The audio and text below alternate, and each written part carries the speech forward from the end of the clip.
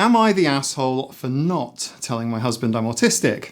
We'll see. Today we're reading 3 Am I the Asshole posts that orbit autism, and we'll begin with secret diagnoses as a starter. We'll move to some truly cursed autism cure talk, and we'll finish with some autistic literalness for, I guess, dessert. I'm kind of feeling hungry after that, especially as I asked you all about your safe foods over the weekend. But anyway, that's enough food talk. That's another video. Stay subscribed for that. And I am going to ask you a quick favour before we start. If you enjoy this type of content, please do stim the like button below. And if you're new here, nice to meet you. I'm Mike, a late identified autistic adult, and on this channel we cover topics and I make films about autism and ADHD and neurodiversity from my perspective as a late diagnosed adult. We are on Reddit today and looking at the Am I the Arsehole subreddits and the delicious autism-related dilemmas within them. Let's start. Am I the asshole for not telling my husband that I'm on the autism spectrum? I, 32F, have been with my husband, 34M, for 4 years in December. I have a form of high-functioning autism called Asperger's. I got diagnosed as a kid, and to me, it hasn't really affected my ability to be or act normal. It's just a word that I was given when I was younger to explain the kind of person I am and why I do the things that I do. It's not a conversation topic that ever really comes up, probably due to the fact that I'm a really private person. Quick pause. Asperger's as a label is outdated, having been removed from the American DSM in 2013 and the World Health Organization's ICD in 2019. Although some clinicians will still give you an Asperger's diagnosis in some countries that haven't yet fully transitioned to the ICD-11, including, somewhat ironically, Austria, which is the country of Hans Asperger's pre-war Vienna clinic. They're still using the ICD-10 there.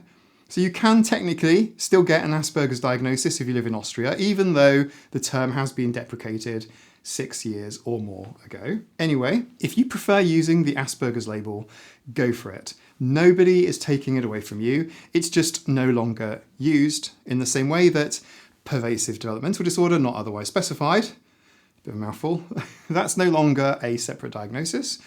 And the reason for this is that there are no functional differences in the brain of someone with Asperger's compared to somebody who is autistic or PDD-NOS.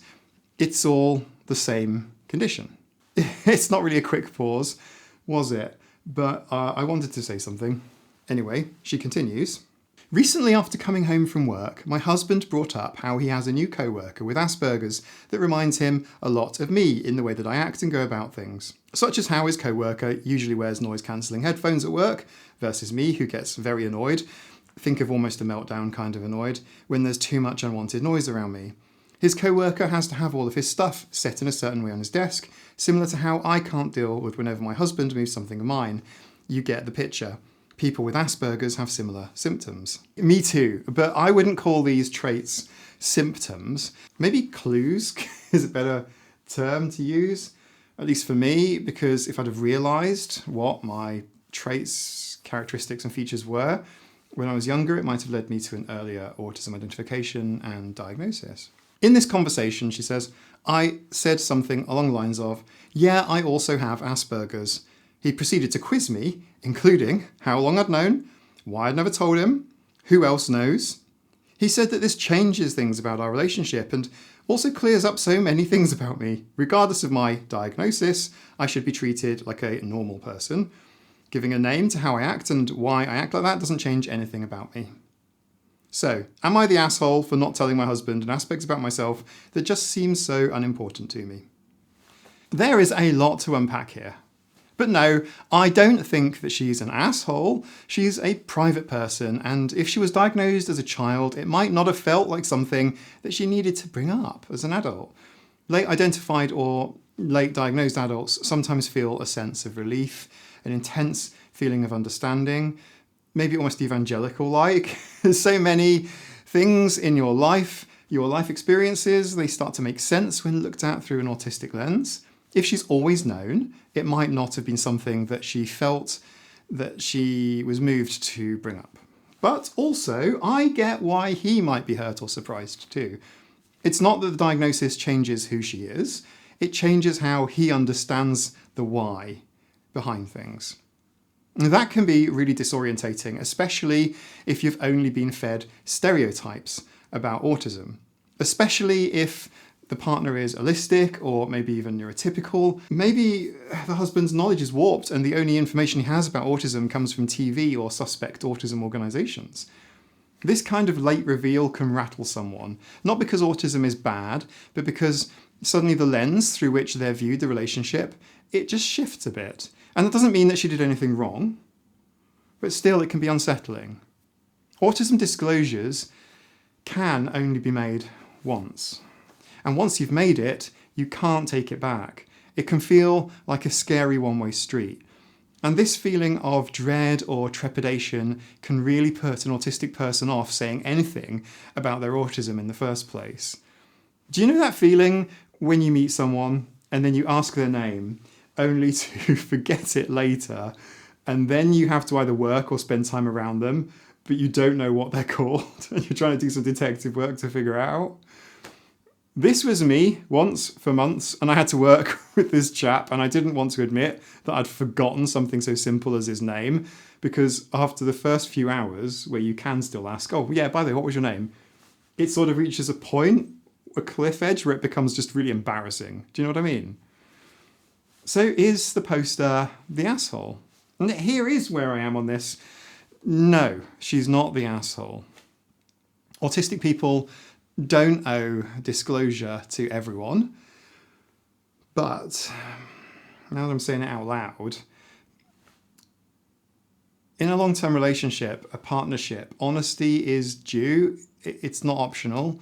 The right time to mention a physical disability or mental health condition, or which autism is not, but I'm just giving it as an example, is before starting the relationship. And it's not exactly dating profile stuff, unless you want to, but you do owe it to the other person to bring these things up very early on.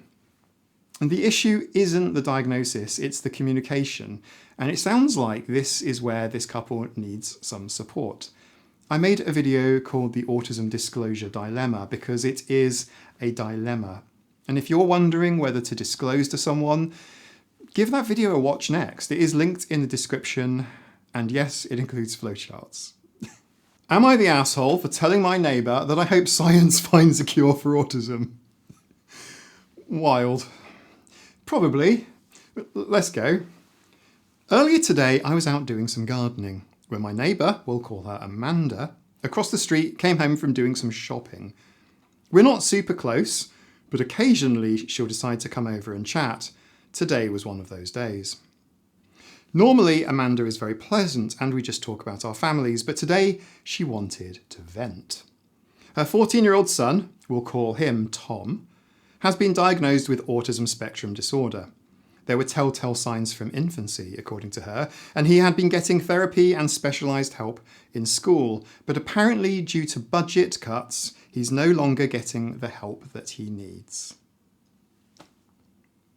I felt bad for Amanda, but there really wasn't much I could do. I was on my hands and knees, covered in dirt, and even if I had been clean and well-dressed, I'm not a psychological expert. I told Amanda that I felt so sorry for her whole family. Okay, I'm not a psychological expert is kind of cold, but fine. This has peak KSI energy. Does anyone remember this clip? He has Asperger's, like autism, so it wouldn't have been very good for him to come. Oh, for real? All right, well, I mean, hopefully you get well soon. And Hopefully you get well soon. Yeah. Anyway, I told Amanda that I felt so sorry for her whole family, and she thanked me, but she took a lot of offence at what I said next. I said, hopefully, modern science will find a cure for this horrible disease. Amanda sort of gasped and took a step back. Did she? She had a look of disbelief on her face as if she wanted her son to have autism. She said that I had been really offensive by referring to autism as a disease and that Tom was actually proud of his autism. I smiled and nodded and said, of course he is. I had seen plenty of Tom's meltdowns and weird hand flapping before. Believe me, there is nothing to be proud of, and her attitude about his condition was beyond delusion. Why is it always the weird hand flapping that people seem to associate with some form of incapability? There's absolutely nothing wrong with hand flapping and the vast multitudes of harmless, self-regulating or joyful behaviours either. The OP admits that he was on his hands and knees in the dirt, right? I mean, how disgraceful, right? Look at this grown-ass man, on the ground, covered in dirt. All there, brown and smelly. There might even be cat poo in there. Who knows? Maybe he's rolling around in a litter tray. My point is, okay, sarcasm, obs, but two can play this game of pathologising someone's harmless behaviours or interests or hobbies, right? Anyway, Amanda, however, quickly ended the conversation and went into her house. She seemed very put out with me. When my daughter got home from school and I told her what happened, she was shocked. She's a few years older than Tom and said that I had been completely insensitive. I'm really at a loss here. Really? And they say autistic people lack empathy. When I was growing up, having a mental disorder was something that nobody wanted. I understand that some autistic people can learn languages in a few days or do really hard math problems in their heads, but Tom had no special talents, as far as I could tell. It's hard to imagine him working, and if he does, it will probably be for minimum wage. The derision is just dropping off these words, isn't it? Autism is not a mental disorder, and it's not a horrible disease either. Autism is a neurotype. Technically, autism is a lifelong neurodevelopmental condition. Being autistic is a perfectly valid way to be in this world. Yes, it's true that some autistic people are suspiciously good with languages. The first ever diagnosed person, Donald Triplett, earned a foreign language degree. It's true that some autistic people are really suspiciously good with maths. Look, one doesn't have to be a savant or have some standout talent to be autistic. It's not part of the diagnostic criteria. The original poster might have internalised this idea from watching Dustin Hoffman's character from the film Rain Man, perhaps. Someone who is expected to be able to count cards at poker or matchsticks. Tom is a 14-year-old autistic teenager and he has his whole life ahead of him. Let's not write off his future prospects, okay? At this point, I'm sure my wife will berate me too, and I really don't want another round of mistreatment. It feels like I'm the only one who's willing to be honest sometimes, and it really frustrates me how much people want to pretend like everything's fine sometimes. Oh dear, oh dear. I don't think Amanda was wanting to pretend anything. She was clearly upset by the support and therapeutic services that Tom received from his school being cut. If any of my kids had autism, I would be praying for a medical breakthrough so that they would be able to make some friends at least. I'm just so tired of being crapped on for being the voice of reason. Am I the asshole? Without any hesitation at all, yes, the original poster is the asshole. Tom, the 14-year-old autistic lad, can be proud of who he is. It's clear that his mother was looking to bond over or vent about her son losing access to support services that he previously was receiving. That is hard, that is unfair, that is a problem. And instead of being supportive, or at the very least neutral, the original poster doubles down on telling the mother that the son that she loves is defective, and when other people in the poster's life then push back, he doubles down and thinks it's not him, but everyone else is being delusional. And then goes to Reddit to try and seek some validation for his views. And what about curing autism? Imagine if I was somehow cured and that the clinical features that make me autistic were no longer part of who I am. Well, I wouldn't be here for a start. Someone else would. And that's very much like saying that I also shouldn't even exist. It's pretty offensive for very many people.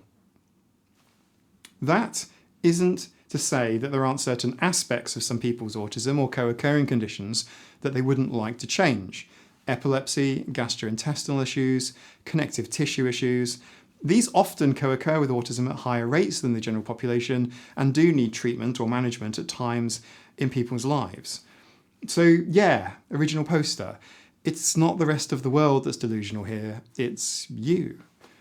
And if your daughter, your wife, and your neighbour are all saying the same thing, maybe, just maybe, you're not the voice of reason. Maybe you're just a bit of a dick. Am I the asshole for taking things literally when my autism is responsible for it? For context, I'm about to go back to university tomorrow. So tonight, I was just chilling before a long journey. I'm on the sofa, just doing this, and I hear a knock at the door. My mum tells me to go get it because it's an Amazon parcel. I go to the door and it's a food delivery. We've already had takeaway tonight, so I politely told the delivery driver that they must have got the wrong address. I go back in and tell my mum that it wasn't a parcel and it was a food delivery and that clearly wasn't meant for us. She then starts screaming at me, telling me that it was meant for us and it was a surprise for me. I stood there and froze because when I'm screamed at, I just freeze for a couple of seconds, and by the time I could check if the driver was still there, they had gone. She then starts screaming at me saying she can't do anything nice for me, that I'm stupid, ungrateful, that I ruin everything. And I keep saying to her that she told me it was an Amazon parcel. So if it wasn't an Amazon parcel, why would I accept it? The driver then came back shortly after my mum rang and I answered the door, plonked the milkshakes on the side, they were just milkshakes, and I went upstairs. I didn't even say thank you because what she did was scream at me for an honest mistake. I don't usually cry, I find it quite hard, but that really hurt. I take everything very literally and I just don't understand how no one in my immediate close family get that it's due to something I can't help, not intentional stupidity. I think I get the picture. Let's take the emotion out of this. The insults aren't acceptable and nobody should be labelling people that they love as stupid or whatever. It's gonna just build resentment and hurt and it's never gonna end well. But what we have here is pretty highly relatable to me, and I have loads of stories just like this one from my own younger years at home, at school and at work. Nowadays it's much less of an issue because in my career it's very important to make sure that instructions are very clearly defined. For those of you that don't know me, I'm an ex-Microsoft former NHS software engineer and I've worked in computer science fields ever since the summer of 2002. It's a field filled with autistic people, and for good reason too. It's not just because computers themselves are literal, yes, but also for commercial and legal reasons. Your work has to meet the customer or end user's expectations. I suppose what I'm trying to say is that literalness is not necessarily a weakness. You can do quite well out of it. Some neurotypicals, in this case of the OP's mother, are quite comfortable with ambiguous communication, let's call it that. But I'd argue that it's only because they're in the mother's house and she might be used to her interpretation of any nuance as being the only correct opinion going. You can't punish someone for doing what they were told and not following some sort of unspoken social nuance. Autistic people aren't mind readers and shouldn't be punished for not making leaps that weren't communicated clearly.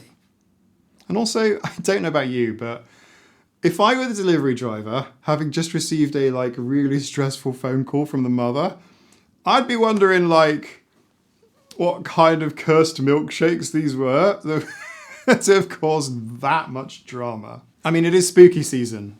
If I'm being cynical for a moment, and I've met a lot of people in my life who will use the subtlety and vagueness of social rules or instructions even, as a way to feed some drama.